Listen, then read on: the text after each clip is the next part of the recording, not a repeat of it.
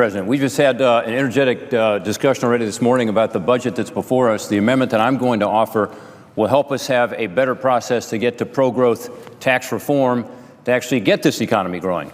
My colleague, Senator Sanders, just talked about the fact that real unemployment is actually far higher than the numbers that are officially reported. I agree with him on that. And I agree with him that the economy is not out of the woods. I agree with him that a lot of people are being left behind and will continue to be until we get this economy growing the way you normally see an economy grow during a recovery. It's the weakest economic recovery, economists tell us, since the Great Depression. That's whether you measure it in terms of the economic growth, the GDP, or in terms of the job growth. So what this budget does is it puts in place the process for us to actually get pro-growth policies, yes on health care, yes on taxes, on regulations and so on, to be able to move the economy forward. It was President John F. Kennedy who said, "A rising tide lifts all boats." Now some people get stuck on the shoals. We need to take care of them too. That's why this budget also has a strong safety net. But necessary is to get that economic growth. Not sufficient, but necessary, and that's what we are not seeing right now. So that's what this budget does. By the way, the nonpartisan Congressional Budget Office, not the Republicans, not me, the nonpartisan Congressional Budget Office looks at this budget and says, you know what? By balancing the budget in 10 years, balancing the budget, therefore reducing the amount of deficits and this huge debt overhang, a record level of debt, remember, we have in our country right now, that will result in more economic growth and more jobs. That's what the Congressional Budget Office says. So this notion that somehow by actually dealing with the debt and deficit, by actually having a balanced budget, is somehow bad for the economy, it's just the opposite. This is a first but incredibly important step to getting this economy back on track and to bringing back these jobs. And by the way, this is about not just economic growth, but it's about better jobs. It's about rising wages. It's about getting to a situation where instead of having wages going down, which is what's been happening over the last 6 years, we can actually see wages go up.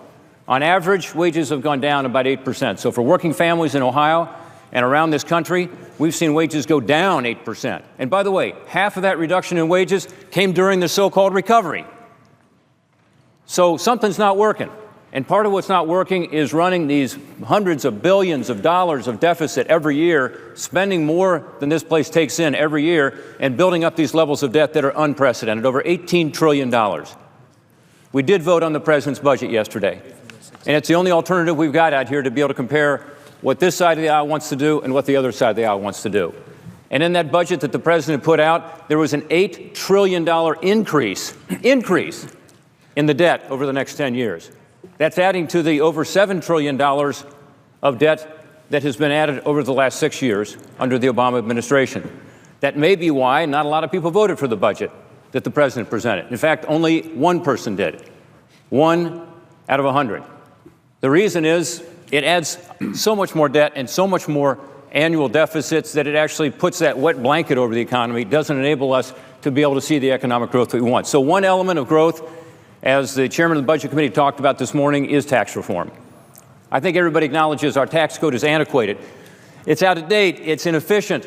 It doesn't let us compete around the world. So workers in Ohio are competing with one hand tied behind their back because our tax code is so inefficient that it doesn't let them compete effectively around the world. So let's reform the tax code. Everybody who looks at it, economists, right, left, or center, agree the tax code doesn't work. They have different ideas on how to fix it. But they all say if you could fix this tax code, you'd see more growth. And by the way, you'd see not just more jobs, but better jobs. If you look at the issue of business tax reform, well, there's actually a lot of similarity between what the administration is talking about and what members of Congress on my side of the aisle are talking about.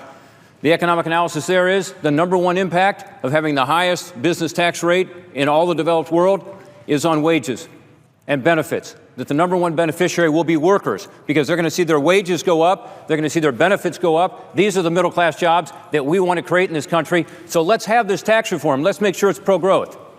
Now back to this amendment, why it's so important to that. This is an amendment that says let's require the Joint Committee on Taxation, that's the group that handles scoring these tax reform proposals, to give us the right analysis so we can come up with pro-jobs, pro-growth tax reform that'll actually enable us to bring back these good middle-class jobs. That's what this amendment says.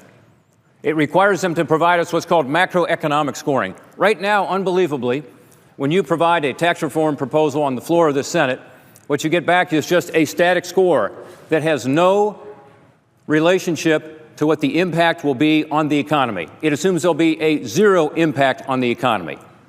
Now, nobody believes that. Everybody knows that tax changes will have some impact on the economy, good, bad, and different, and yet we don't have that information to be able to ensure that we are writing the right tax reform to get to the result we all want. Seems absurd, I know, but that's the current situation. So what this amendment says is let's have a requirement that the Joint Committee on Taxation provide to this United States Senate a dynamic score, a macroeconomic score. By the way, they already do it. They already have a model to do it. They just don't provide it to us. Would there be a so-called static score, too, that shows no economic changes? Yeah, you'd have that, too. And I can't imagine that any member of this body, Republican or Democrat, would not want to have that information, would not want to know what the actual impact is on the economy. Think about this. If McDonald's raises the price of their Big Mac to 10 or 12 bucks, what's going to happen? Under a static score, it would say McDonald's will get more revenue. We know what will happen. We won't go to McDonald's. Our kids won't go to McDonald's because it's too expensive. The revenue will go down. We need to have that kind of common sense analysis here on the floor of the United States Senate so we can, indeed, put forward tax reform that makes sense for the economy, makes sense for the American people, and helps us to do precisely what Senator Sanders is talking about, which is to get that unemployment number down and provide better jobs, higher paying jobs. If we don't do that, we're letting down the people we're elected to represent.